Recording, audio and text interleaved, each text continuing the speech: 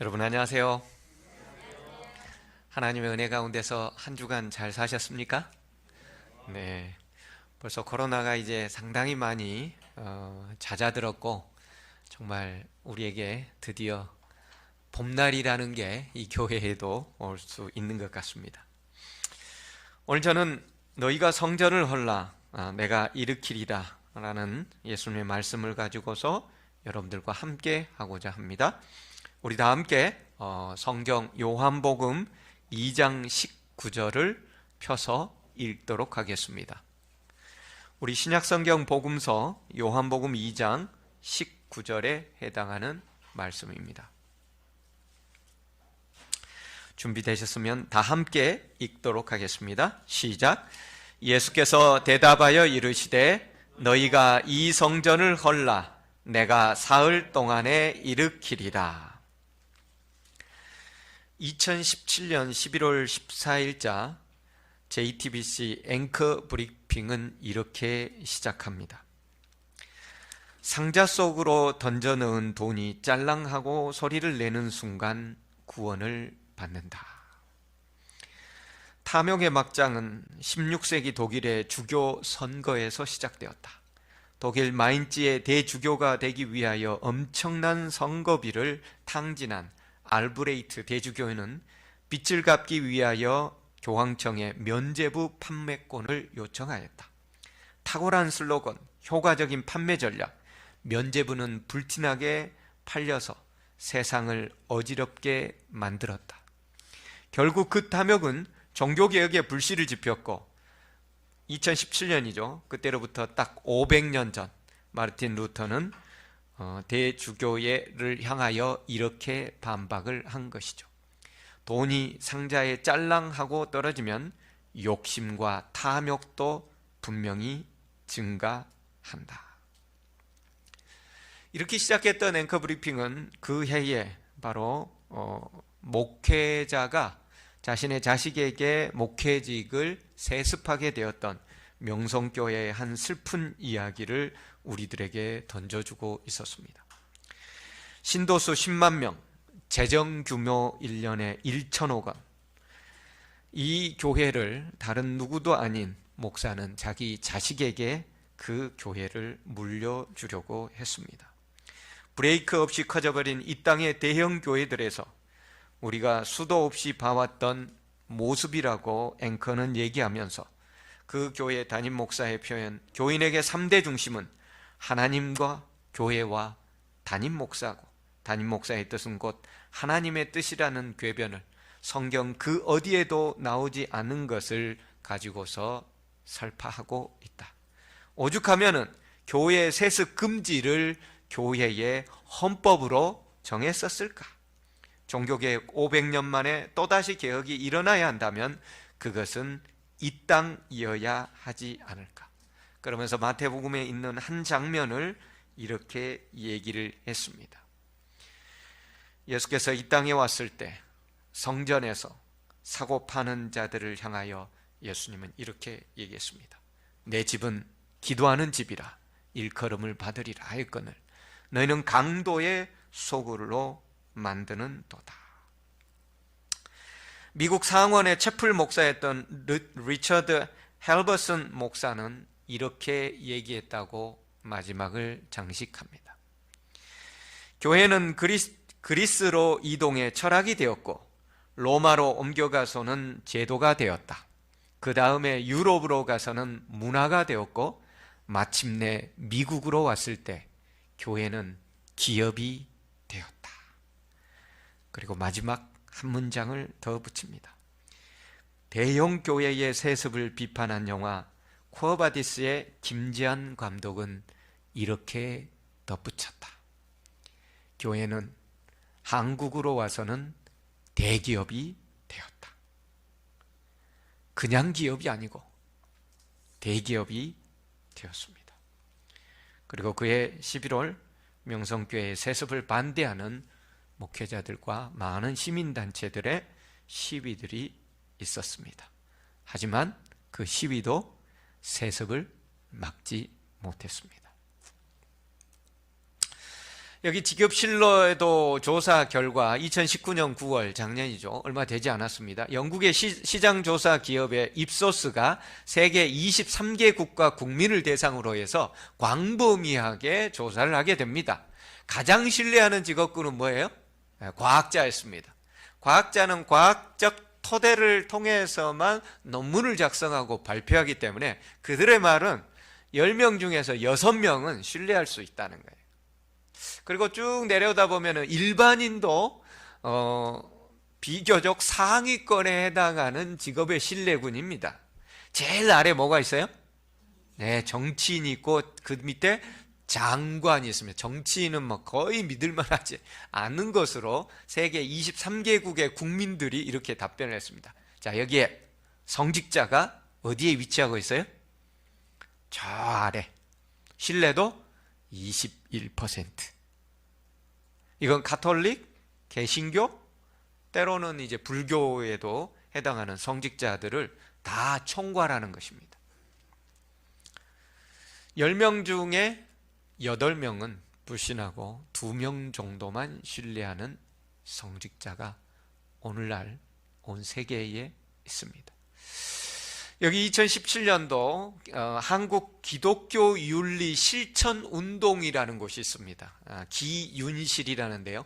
여기는 3년마다 보통 설문조사를 합니다. 그래서 2017년도께 가장 최근의 것이고 올해 아마 어느 기간 동안에 이 설문조사를 할 걸로 생각이 됩니다. 한국에서, 여기는 대한민국입니다. 대한민국 땅에서 가장 신뢰하는 종교는 가톨릭으로 나왔습니다. 기독교는 여기 있죠. 신뢰도는 18.9%.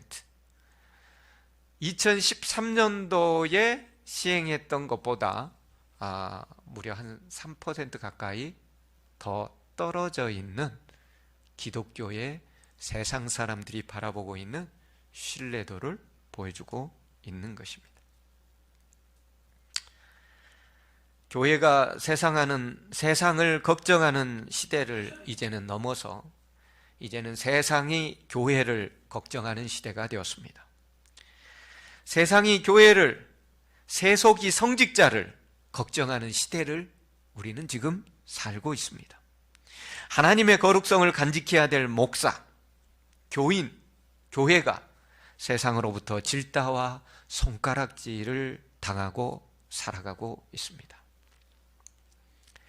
예수님, 당신이 이 땅에 오셨을 때 그때도 세상으로부터 매우 염려스러운 지탄의 대상이 바로 성전이었습니다.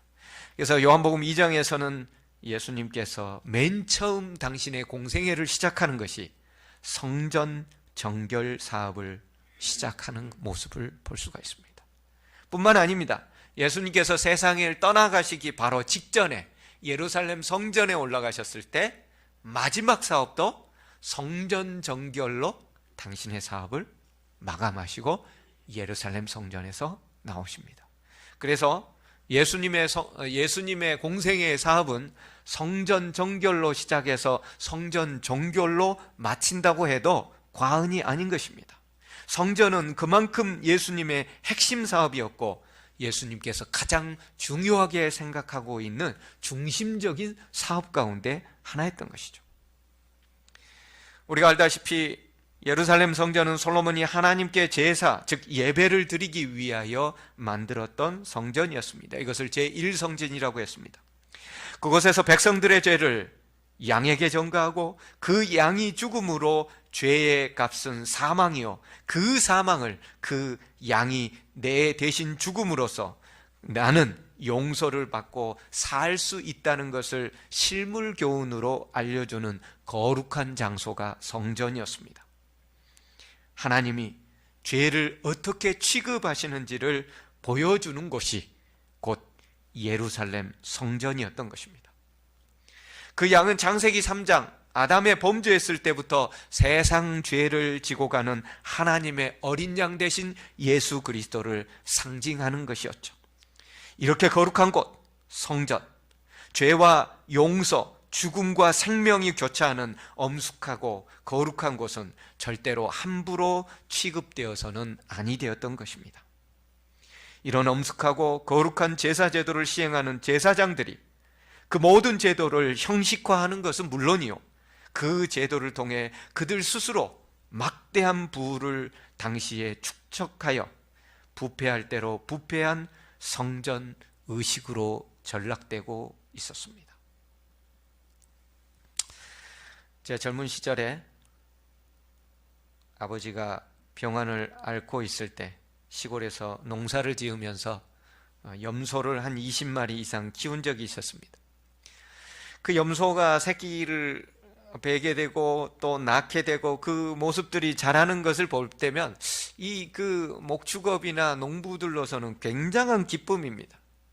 그래서 그것을 자랄 때마다 하나님을 믿었던 저로서는 무슨 생각이 드냐면, 야, 이게 이렇게 자라고 이렇게 탐스럽고 이렇게 참 멋진 모습이 나오는 것을 보니 이 이스라엘 백성들도 자기들이 키웠던 그 양들 가장 잘 키우고 가장 알맞게 정말 일련된 숫 양으로서 잘 키워가지고 이것을 하나님께 제사로 드리기를 원했었겠다라는 생각이 들 정도였어요. 그런데 당시 유대인들이 그런 생각을 가지고 있었는데 제사장들은 다른 생각을 가지고 있었던 것 같습니다. 그들이 가지고 온, 즉 유대 백성들, 이스라엘 백성들이 자신들이 길러가지고 가지고 온 양들은 다 퇴짜를 놓았습니다. 어떻게 해서든지 무슨 흠을 잡아서 이것은 하나님께 제사 드리기에 부적합하다고 다 퇴짜를 놓은 거예요. 그러면 어떤 양을 가져와야 돼요? 제사장들이 지명한 상가에서 사가지고 온 그 상가의 이름이 어딘가에 붙어있는 그것만을 받아주는 것이었습니다. 물론 그 양값은 집에서 가져온 것보다, 보통 시세보다 훨씬, 때로는 2배 이상 더 비싼 값을 지불해야만 그들은 살 수가 있었습니다. 그들이 가난하고 없는 농부나 이런 사람들 같은 경우에는 더구나 먼 지방에서 와서 돈이 부족하여 양을 살 수 없을 때, 그래서 양을 제사로 드릴 수가 없을 때 제사장들은 그들의 귓가에 이렇게 얘기를 했죠.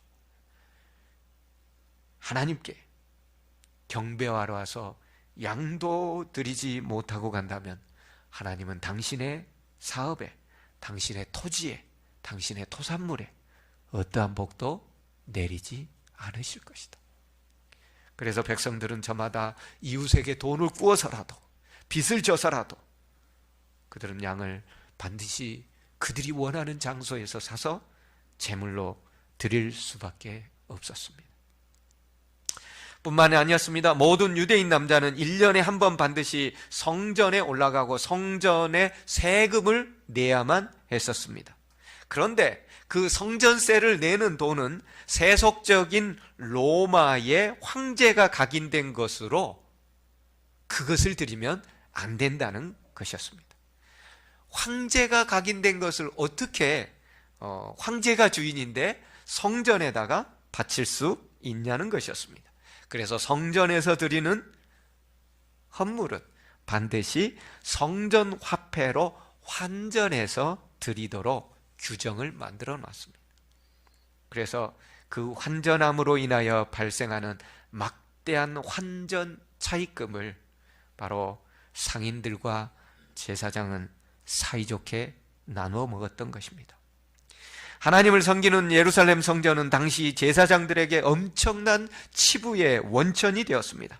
당시 그들은 로마 황제에게 많은 돈을 바치고 그들의 정치적, 종교적 지위를 유지하고 있었습니다. 그 황제에게 바쳐진 돈들은 가난하고 배고프고 뿐만 아니라 병들고 약해진 사람들의 호주머니를 털어서 낸 돈으로 그들은 호의호식하고 있었습니다.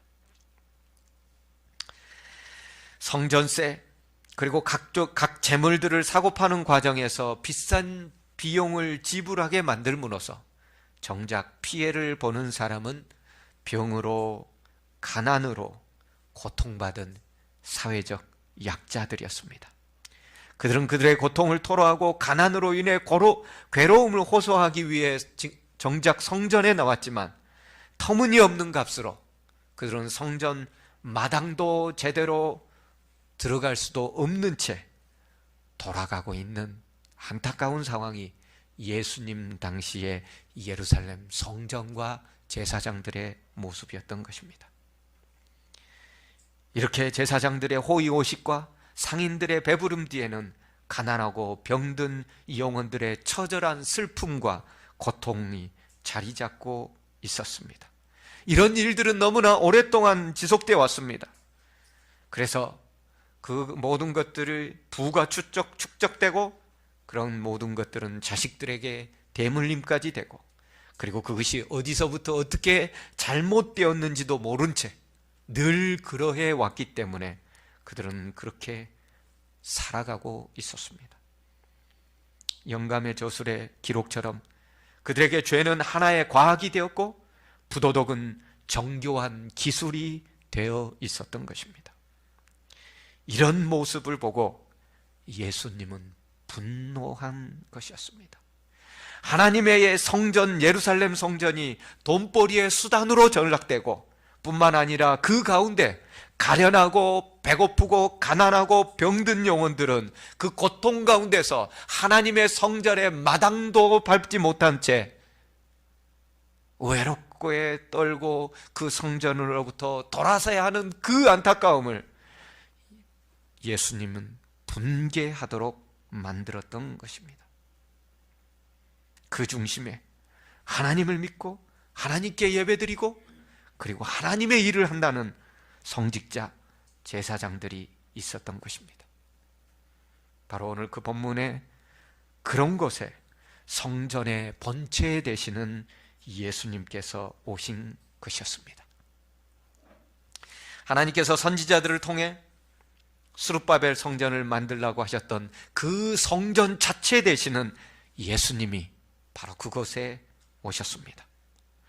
성전의 일부러 잃어버린 언약궤를 채우지 않으시고 바로 그 잃어버린 언약궤 되신 분이 그 시간에 그곳에 바로 나타나신 것이었습니다. 하지만 그의 백성들 중 그분을 알아보는 사람은 거의 없었습니다. 심지어 제사장들도 그들 돈벌이가 바쁜 나머지 성전의 본체 되시는 그리스도를 전혀 알아보지 못했습니다. 이런 부조리의 원상이 되어버린 그것을 예수님은 헐어버리기를 원하셨던 것이죠.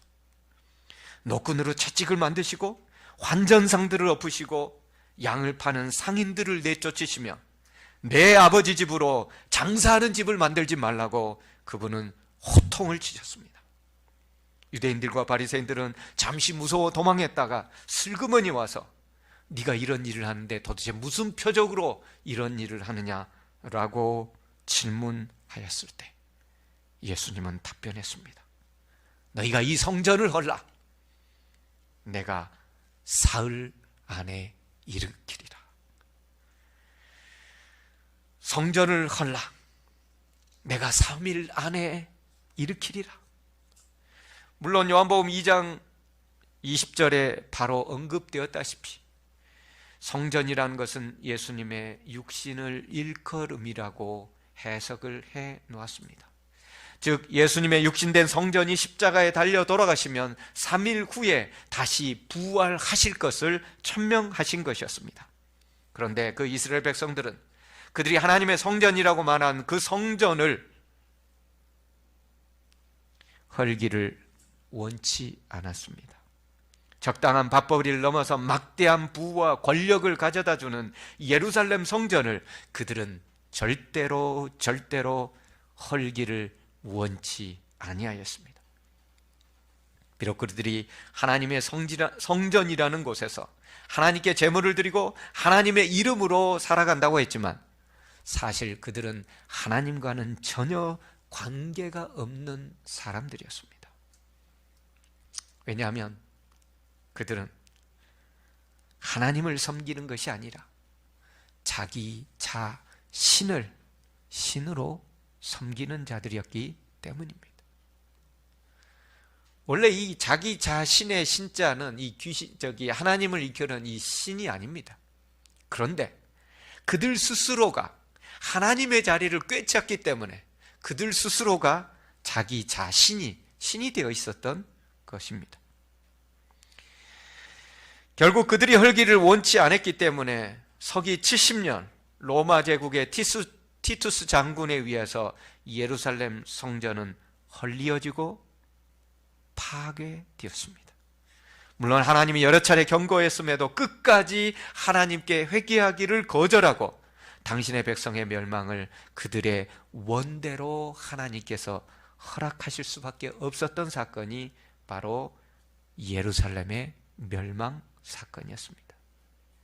그런데 여기서 우리가 한 가지 중요한 사실을 기억할 필요가 있습니다. 솔로몬에 의해 건축된 제1차 예루살렘 성전이 멸망할 때 기원전 586년, BC 586년에 멸망할 때는 하나님께서 그 성전 멸망 이후에 다시 제2차 성전이 반드시 지어질 것, 회복될 것을 약속하십니다. 선지자를 통해서 약속을 하십니다. 그리고 실제적으로 스룹바벨이 70년 만에 바벨론 포로에서 돌아왔을 때에 하나님께서는 학개 선지자를 통해서 지난주에 설교했던 내용이죠. 이전의 나중 영광이 이전 영광보다 크리라고 분명하게 약속을 해주십니다.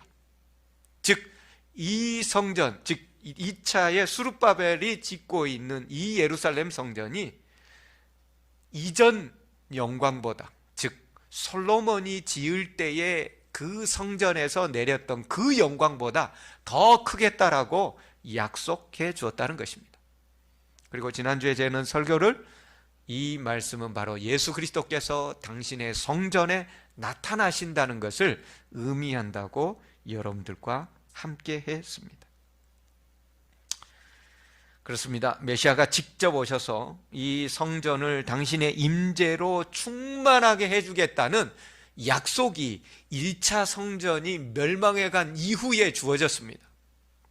그런데요, 메시아가 직접 방문하고 난 이후에, 즉 말해서 우리가 알고 있는 2차 스룹바벨의 성전, 그리고 헤롯이 덧붙였던 그 성전이 멸망하고 난 이후에는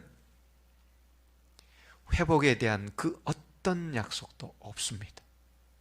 뿐만 아니라 성경과 영감의 기록들은 예수님께서 그곳 예루살렘 성전에서 나오셨을 때 그분은 영원히 그곳에서 나오시게 되었다. 예수님은 말씀하셨습니다. 너희 집이 황폐하 되리라. 제2차 성전의 멸망은 더 이상 예루살렘 성전의 회복에 대한 어떠한 약속도 없을 뿐만 아니라 예수님께서 성전 정결을 하시고 나오시는 순간 예수님은 예루살렘 성전에서 영원히 나오셨다라고 기록하고 있습니다. 이제 과거 이스라엘 백성에게 카메라의 포커스를 맞췄다면 이제 현대 영적 이스라엘 백성에게로 우리는 카메라의 포커스를 맞춰봅시다. 이 시대의 영적 이스라엘 백성은 누구입니까? 하나님을 신실히 믿고 마지막 주님의 재림을 기다리고 있는, 초림을 기다리고 있었던 백성들은 육적인 이스라엘 백성이지만 이제 예수님의 재림을 기다리고 있는 영적 당신의 백성들, 이스라엘 백성들은 누구예요? 우리입니다. 우리가 바로 이 시대의 영적 이스라엘 백성들입니다. 오늘날 예수님이 이 땅에 오신다면 우리를 어떻게 바라보실까요? 그분이 이 땅에 오신다면 너희는 신천지 성전을 헐라고 얘기할까요? 아니면 안상홍의 하나님의 교회의 성전을 헐라고? 아니면은 부자 세습으로 당신의 이름에 먹칠한 명성교회의 성전을 헐라고 얘기하실까요? 고린도전서 3장 16절 우리 다 함께 읽어보도록 하겠습니다. 시작. 너희는 너희가 하나님의 성전인 것과 하나님의 성령이 너희 안에 계시는 것을 알지 못하느냐. 너희는 너희가 하나님의 성전인 것과. 여러분, 하나님의 성전은 예루살렘 성전이 무너진 이후로 사실은 더 이상 건물은 아닙니다. 하나님의 성전은 우리 자체입니다. 우리 자신이 모여있는 것이 성전이에요. 여러분이 성전입니다. 여기 영감적인 글 시대의 소망 161쪽에서는 이렇게 얘기하고 있습니다. 성전을 정결하게 하시는 중에 예수께서는 메시아로서 당신의 사명을 선포하시고 당신의 사업에 착수하고 계셨다. 하나님께서 임재하시는 장소로 건축된 성전은 이스라엘과 세상을 위하여 한 실물 교훈이 되도록 계획하셨다. 영세 전부터, 즉 말해서 아담이 타락하기 전부터 광명하고 거룩한 스랍 천사로부터 사람에 이르기까지 모든 피조물을 창조주께서 내재하시는 성전이 되도록 하시는 것이 하나님의 목적이었다. 여러분, 예루살렘 성전이 멸망했기 때문에 우리가 하나님의 성전이 아닙니다. 세상에 죄가 있기 전부터 하나님께서는 당신이 만드신 피조물, 스랍 천사들, 모든 천사들, 그리고 당신이 만드신 모든 백성들, 사람들, 이들은 하나님께서, 창조주께서 우리의 마음속에 내재하시도록, 우리가 성전되도록 처음부터 고안된 거였어요. 우리는 예루살렘 성전이 멸망했기 때문에 이 시대에 우리가 하나님의 성전이 아닌 것입니다. 태초부터 인간이 하나님의 형상과 하나님의 모양으로 만들어진 그 자체가 하나님께서 들어와 계시는 것이었고, 그 자체가 성전이었던 것입니다. 그런데 이 성전이 언제 중단되었는지 계속해서 영감의 길은 이렇게 기록해 놓고 있습니다. 죄로 말미암아 인류는 하나님의 성전이 되기를 그쳤다. 죄가 우리로 하나님 성전 되는 것을 그치게 하였던 것입니다. 사람의 마음은 죄악으로 어두워지고 더러워져서 신령하신 하나님의 영광을 더 이상 드러내지 못했습니다.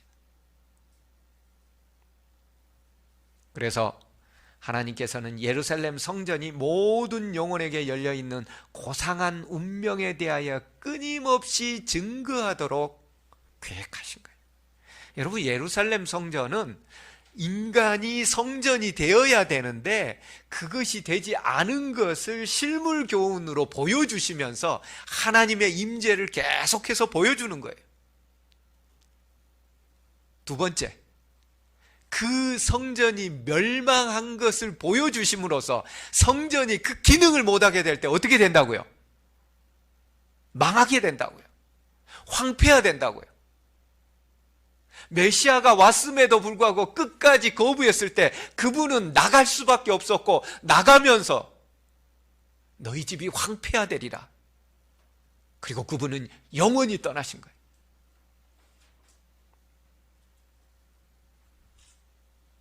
예루살렘 성전, 그것은 우리가 하나님의 성전인 것에 대한 실물 교훈이자 예표였던 것입니다. 그런데 그분의 백성들이 끝까지 거절했을 때 예루살렘은 황폐화되어 버렸고, 바로 저 황금돔이 세워져 있는 바로 저 자리가 성전이 세워졌는데, 지금은 저 자리가 알라신을 섬기는 이슬람 교의 가장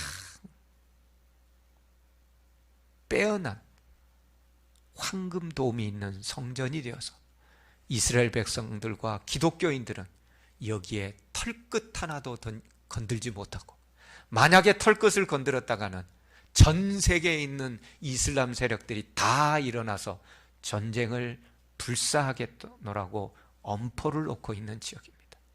예루살렘의 심장에 수천 년 동안 당신의 백성을 이끌어온 이스라엘 백성, 예루살렘 성전의 바로 그 자리에 그들이 성전 되기를 거절하고 제사장들이 하나님을 빙자해서 자기들 스스로 치부하며 하나님의 종교와는 전혀 관계없는 사람들로 자기 자신만을 섬기는 자기 욕망에 빠져서 살 때 그것이 어떻게 철저하게 파괴되어 버려지는지를 실물 교훈으로 오늘 우리에게 보여주고 있는 것이라는 거예요.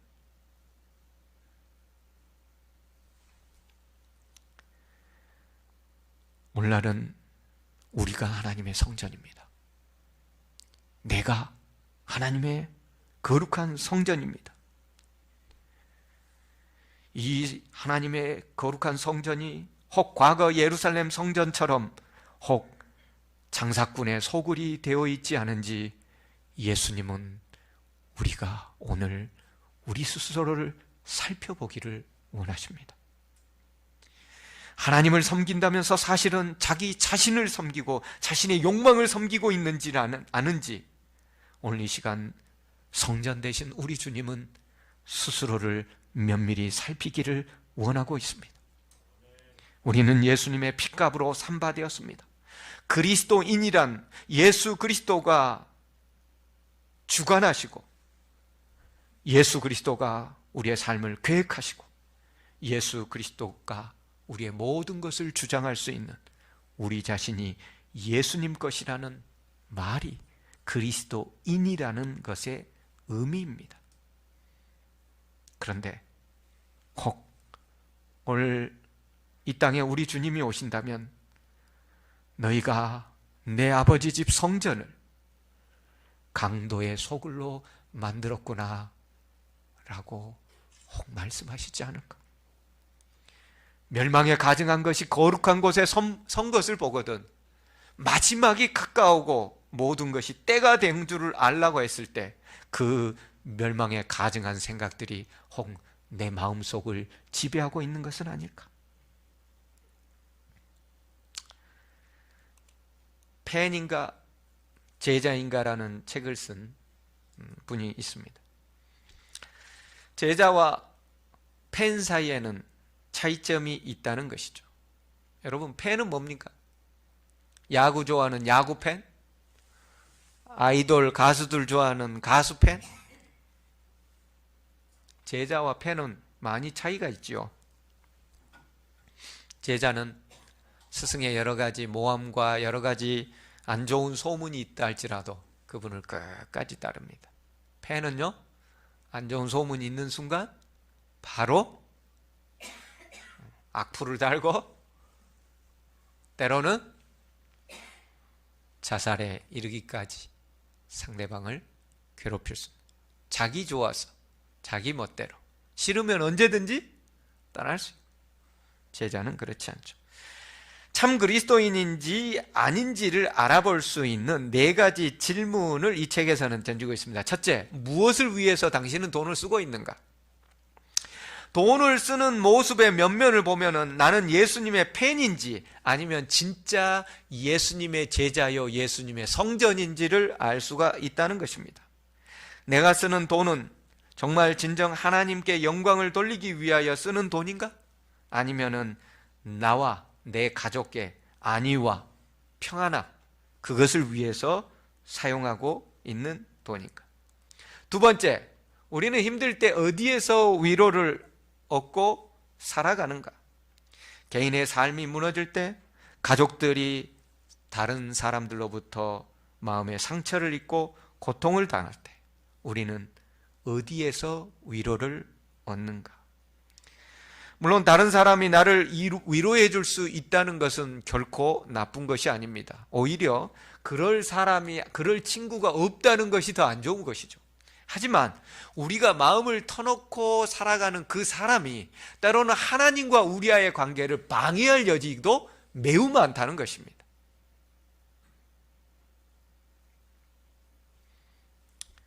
그래서 우리가 무슨 문제 생기고 힘들 때 하나님께 나아가서 간절히 씨름하고 하나님께 토로하기보다는 누군가에게 사람에게 의지할 때 그것은 예수님의 제자가 아닌 팬이라는 거죠. 세 번째, 우리는 언제 가장 짜증이 나는가? 좋은 것만이 내 마음의 성전을 차지하고 있는 것이 아닙니다. 예수님만이 내 마음의 성전을 차지하는 것이 아닙니다. 때로는 증오심, 때로는 분노, 때로는 폭력, 이런 것들이 예수님이 차지하고 있어야 될 우리의 성전을 차지하고 있는 경우가 있다는 것입니다. 네 번째, 어느 때 가장 신이 나는가? 여러분, 돈이 가장 잘 벌릴 때 신이 납니까? 골프나 운동을 할 때 여러분들은 가장 신이 납니까? 아니면 사람들로부터 환상적인 갈채를 받을 때 신이 난가요? 예수님을 만나고 예수님께 기도하고 말씀을 통하여 주님과 대화하는 시간이 많아지고 그로 인하여 가장 신나는 시간을 경험하나요? 이 위에 있는 질문들에 대한 긍정적인 답변이 아니라면 이제 우리는 바꿀 때가 되었습니다. 이제 우리 예수님께서 우리에게 오셔서 이렇게 얘기를 하시죠. 네 성전을 헐라. 이 시대에 하나님의 성전된 우리를 향하여 우리 예수님께서 성전 정결 사업을 하기를 원하시는 거죠. 너희가 이 성전을 헐라. 내가 일으키리라. 너희가 너희의 이기심의 성전을 헐라. 내가 일으켜 주리라. 너희가 너희 자신을 섬기고 너희의 욕망을 섬기는 너희의 성전을 헐라. 그러면 내가 반드시 일으켜 세워줄 것이다. 우리가 우리의 이기심의 성전을 헐지 않으면 예수님은 이렇게 말씀하실 것입니다. 머지않아 너희가 아끼는 그 성전이 황폐화되리라. 예루살렘 성전을 보시며 예수님께서는 한탄하셨습니다. 예루살렘아, 예루살렘아. 2000년 전 예루살렘을 보고, 예루살렘 성전을 보고 한탄하시는 그 모습이 혹 우리를 바라보는 피폐해져 파괴되어 털끝 하나도 건드릴 수 없는 남의 신전이 되어버린 예루살렘의 한편의 모습이 오늘을 살아가는 우리의 모습은 아닌지. 사랑하는 우리 삼패가족 여러분, 이제 우리의 잘못된 성전을 헐어버립시다. 주님의 것으로 채워지지 않는 모든 것들, 세상적이고 세속적인 여러분들의 성전을 헐어버립시다. 하나님의 것이 아닌 이기심으로 채워진 나, 자신이 신이 된 자신의 성전을 이제는 헐읍시다. 주님께서는 약속하셨습니다. 내가 일으키리라. 하나님은 이제 우리 각자가 하나님의 온전한 성전이 되기를 원하고 있습니다. 우리가 복음을 들고 산을 넘는 아름다운 발걸음이 돼서 하나님의 온전한 성전의 모습이 되기를 원하고 계십니다. 우리가 분향단이 되어서 죽어가는 영혼들을 향하여 중보기도를 올리는 하나님의 성전이 되기를 원하고 있습니다. 우리 각자가 진설병이 되어 영적으로 굶고 있는 당신의 백성들에게 때를 따라 양식을 나눠주는 성전이 되기를 우리 주님은 원하고 있습니다.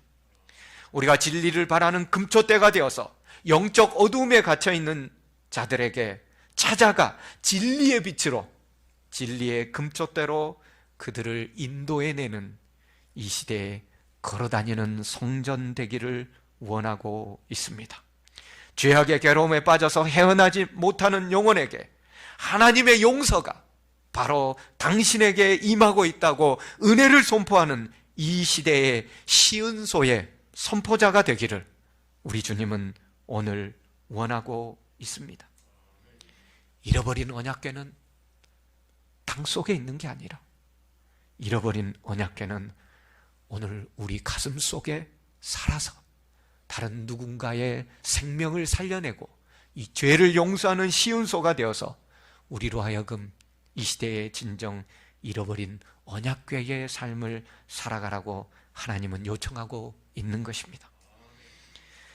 이렇게 하나님은 오늘 이 시대에 바로 재림교인인 내가 하나님의 거룩한 살아있는 성전으로 여기저기 돌아다니며 하나님의 은혜의 기별을 선포하기를 원합니다.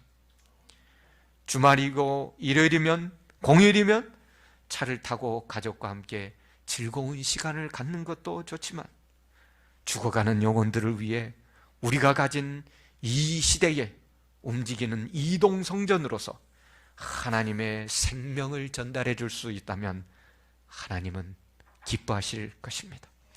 그래서 주님은 마태복음 25장에 양의 무리에게 이와 같이 선언하셨던 거죠.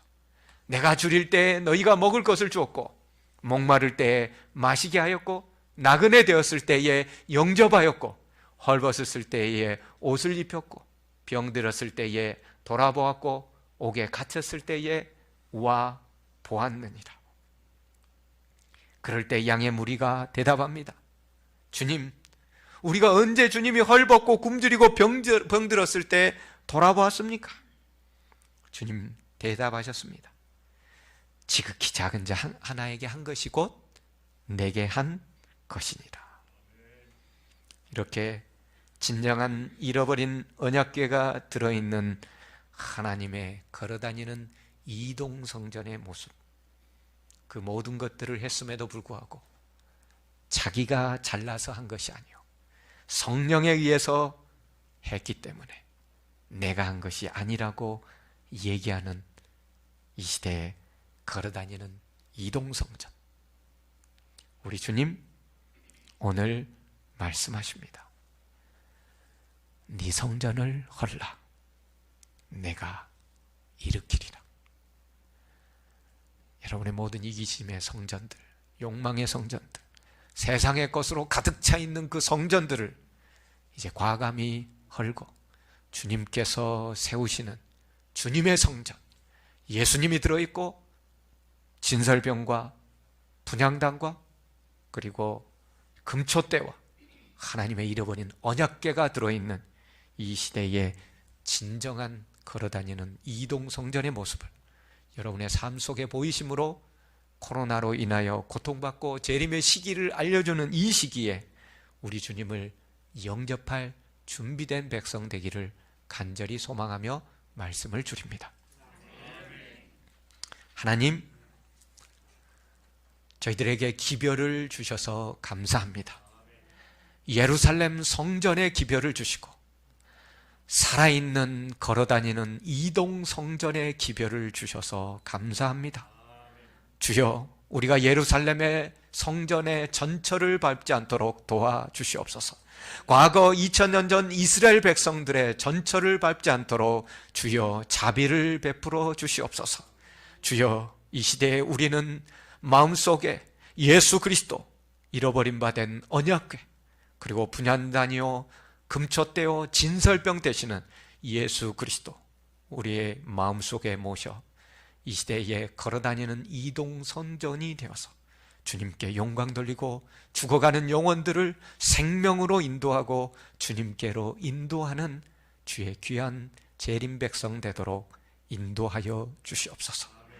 주님, 우리 이기심에, 우리 자기 욕망에 모든 성전들을 헐라고 명령하실 때 주여 순종하게 도와주시고, 그리고 우리 안에서 하나님의 것으로, 예수님의 것으로 주님의 거룩한 성전을 다시금 세워 주시옵소서.